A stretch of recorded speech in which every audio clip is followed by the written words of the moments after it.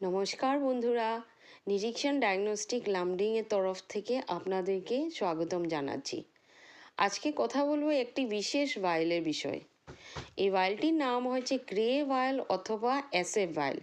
SF ভাইল বলার কারণ এই ভাইলটিতে একটি বিশেষ পদার্থ থাকে যাকে বলা হয় সোডিয়াম ফ্লোরাইড। সেই পদার্থটি ফার্দার গ্লাইকোলাইসিস যেটা থাকে স্যাম্পলের ভিতরে তাকে প্রিভেন্ট করে, যার জন্য আমরা পেশেন্টের অ্যাকচুয়াল ট্রু ব্লাড সুগারটা মেজার করতে পারি। এই ভাইলটিতে আমরা কি টেস্ট করতে পারি? এফবিএস অর্থাৎ ফাস্টিং ব্লাড সুগার, পিপিবিএস এবং আরবিএস।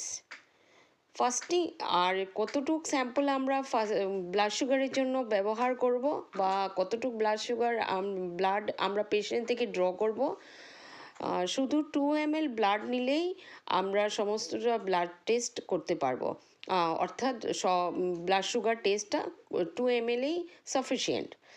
তো ফাস্টিং ব্লাড সুগারের জন্য আমরা পেশেন্টকে কতগুলি নিয়ম নীতি মেনে চলবার জন্য পরামর্শ দিই। সেগুলি হয়েছে পেশেন্ট 8 থেকে 12 ঘন্টার মতন ফাস্টিং স্টেটে থাকতে হবে।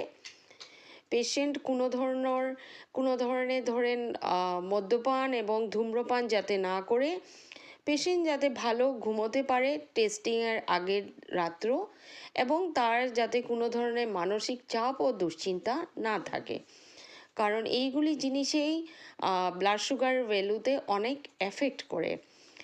পেশেন্ট যদি কোনো ধরনের ঔষধ খেয়ে থাকেন, সেটা অবশ্যই ল্যাবরেটরি টেকনিশিয়ান অথবা ল্যাবরেটরি ডক্টরকে যেন নিশ্চয় জানান।